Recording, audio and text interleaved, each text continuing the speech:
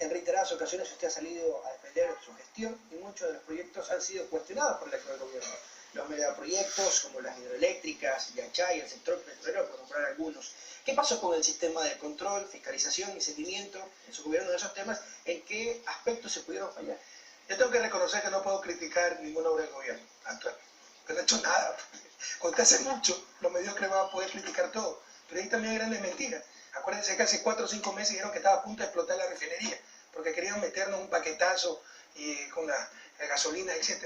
Y todavía sigue funcionando al 100%. ¿Y dónde explotó? Fueron a Yachay. ¿Cómo juegan con el perfil de la gente? Que ha costado el triple, el doble metro cuadrado de construcción, de acuerdo a la Cámara, con lo que cuesta el metro de construcción en Quito, de acuerdo a la Cámara de Construcción de Quito. Estaban comparando peras con camellos.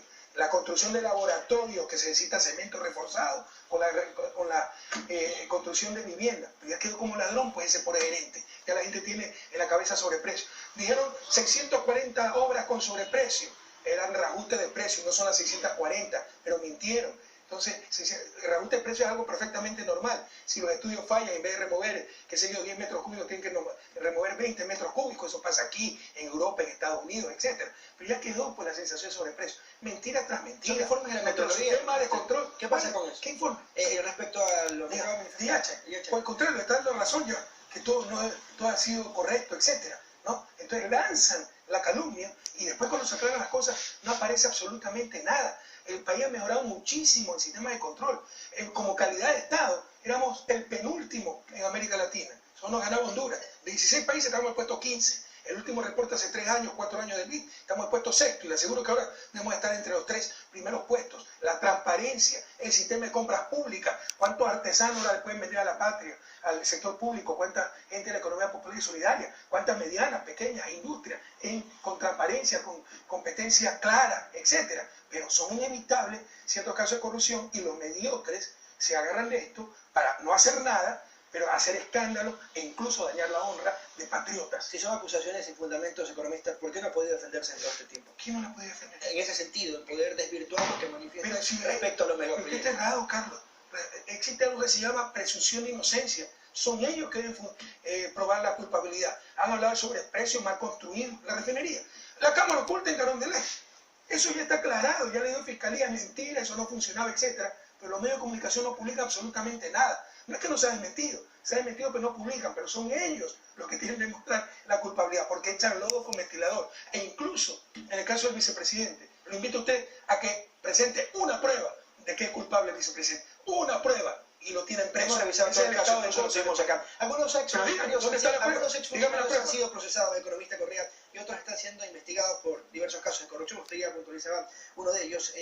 Se perdió la institucionalidad del Estado, un exceso de confianza, fue un error administrativo de su parte. ¿Por qué tantos casos de corrupción durante sus 10 años de gobierno? Carlos, ¿dónde están los tantos casos de corrupción? Petroecuador, Odebrecht.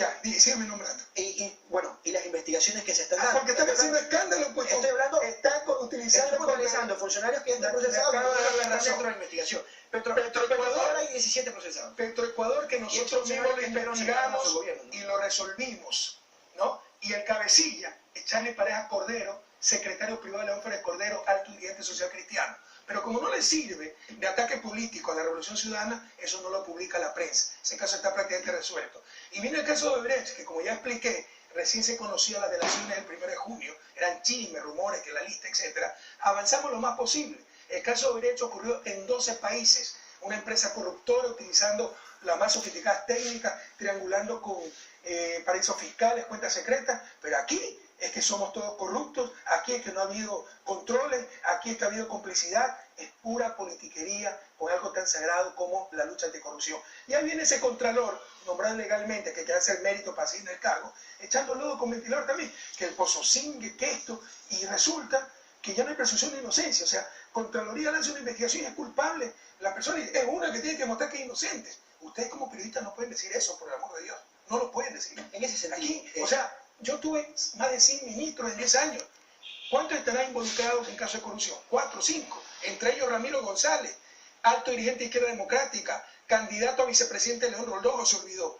4 o 8 años prefecto de Pichincha. ¿Quién se va a imaginar que es un corrupto? Pero por cada corrupto que hubo, ¿no? Hubo decenas de miles de funcionarios trabajando patrióticamente. No nos hagamos el harakiri nosotros mismos. no caigamos en la trampa de los sepultureros de la patria. Ocurrió lo mismo en el caso del ex vicepresidente Jorge Glass. Jorge Glass es un tipo honestísimo, le he invitado.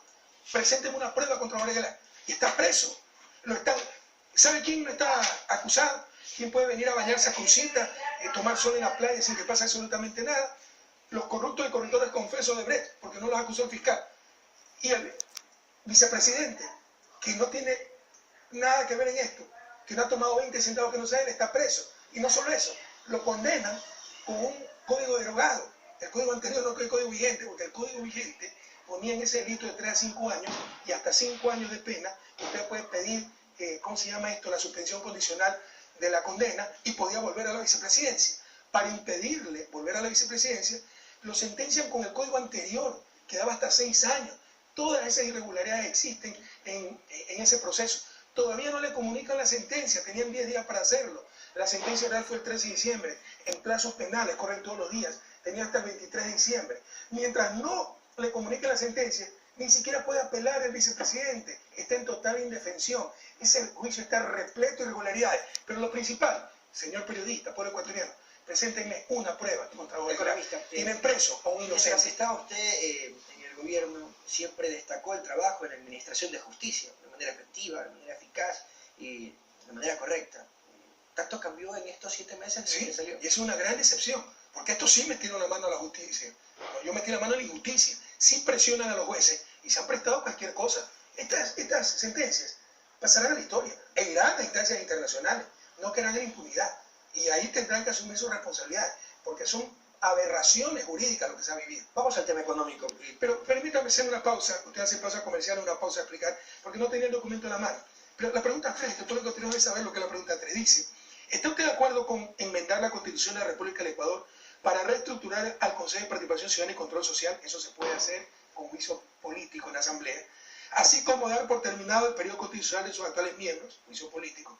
Y que el Consejo que asuma transitoriamente sus funciones, eso es lo que no podían hacer, y por eso plantean la pregunta, tenga la potestad de evaluar el desempeño de autoridades cuya designación le corresponde, eso no está establecido en la Constitución para el Consejo de Participación, pudiendo ser del caso anticipar la terminación de su periodo de acuerdo al anexo 3. Pero hasta ahorita no suena tan feo. ¿Pero qué dice el anexo 3? Pues por favor, así nos engañan. Esto debe ser una segunda parte de acuerdo a la ley, o estar en la pregunta principal. Lo ponen como un detalle. ¿Qué dice el anexo 3? Se establece un Consejo de Participación Ciudadana y Control Social que asumirá transitoriamente todas las facultades, deberes y atribuciones que la Constitución y la ley le otorgan al Consejo de Participación Ciudadana y Control Social, y estará conformado por 7 miembros nombrados por la Asamblea Nacional de entre ternas enviadas por el Presidente de la República. En otras palabras, ese Consejo de Participación tendrá 7 delegados del Ejecutivo, será un Consejo Supremo de sumo sacerdote que podrá votar desde el fiscal hasta la Corte Constitucional. Se acabó la democracia. Entonces, en la actualidad se carece de información clara, precisa, por de los anexos y el... Le pregunto al televidente quién conoce de esto, porque no hacen trampa, nos ponen en el anexo. Este es un consejo solo de delegados del Ejecutivo, con poderes que no conten la Constitución y que les permite evaluar y destituir, por el amor de Dios, desde fiscal hasta Corte Constitucional. ¿Cómo llevar un todo manejado por Carondelet? ¿Cómo llevar un mensaje claro en este mes de campaña? Pero ese es su deber, pues. Como en el caso suyo, que es el que está impulsando es la que esto no es campaña. deber de los actores políticos. Aquí está en juego la patria. No está en juego un movimiento político. Ese es deber de ustedes, informar. Pero la prensa cayó, por ejemplo, cuando se decretó directamente Carondelet convocatoria de elecciones sin que venciera el plazo para dar el dictamen constitucional. La prensa cayó cuando rompieron la Constitución en el artículo 104, 438, 443. Por el amor de Dios, eso no es deber solamente de los actores políticos, eso es deber de la prensa, de la academia. ¿Dónde está? Esto es demasiado claro, demasiado evidente, demasiado descarado. Pero, en el tema económico, los actuales líderes en el tema del gobierno de Lenín Moreno y el propio presidente han puntualizado que no estamos en unas buenas condiciones y que hay problemas económicos y financieros, y también han responsabilizado en algunos casos a usted y a su grupo económico. Cuando dejó la presidencia, el 24 de mayo, solo entregó la banda y no dio un informe a la Nación, no se dirigió a la Nación.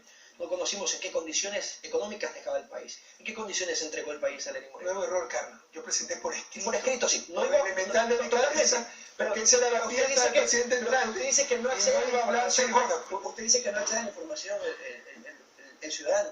También ocurrió aquello. Pero sí es público el informe. Pues ya no puede ir de Los casa en casa son repartiendo. públicos, los anexos también son públicos y estoy seguro que el ciudadano no los lee. Pero, entonces quiero saber en qué condiciones claro, dejó el país o económicamente. sea, si quiere la próxima vez, pues ahora se repite la historia y le doy el informe. Por delicadeza, yo no quise señalarle la fiesta al gobierno entrante y presenté el informe por escrito, pero hay informe.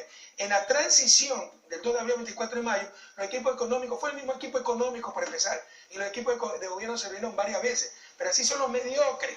Cuando ven que no pueden cumplir sus ofertas demagógicas, solo las casas, se requieren unos 80.000 casas por año, esos son más de 1.200 millones de dólares, que no tienen de dónde sacarlo. Entonces tienen que justificar un paquetazo, que probablemente lo puede ganar, si que gana la consulta, ¿no? Para tratar de cumplir alguna de sus promesas demagógicas. Y tienen que echarle la culpa al anterior, que sobreendeudado el país, que como es gasto irresponsable, que crítica situación económica.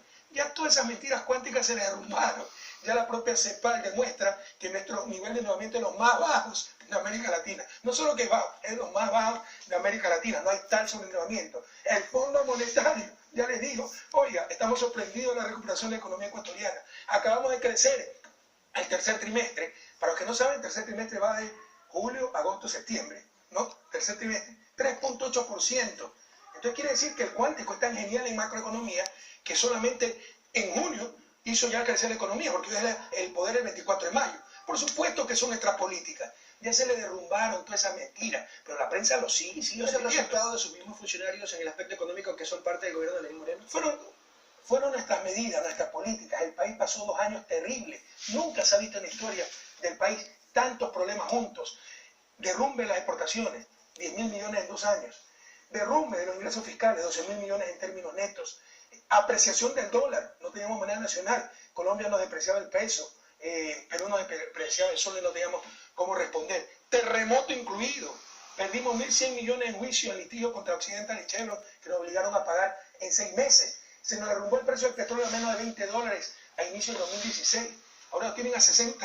¿Qué pretexto tienen? Y aún así, dejamos una economía en crecimiento. Siempre lo dijimos. El cuántico mintió, pero el propio Fondo Monetario lo desmintió, la propia CEPAL. Ya no siguen con esa mentira, vean la cifra. Una pausa. Crecimos 3.8%. Una pausa y abordamos otras temáticas en diálogo con el economista.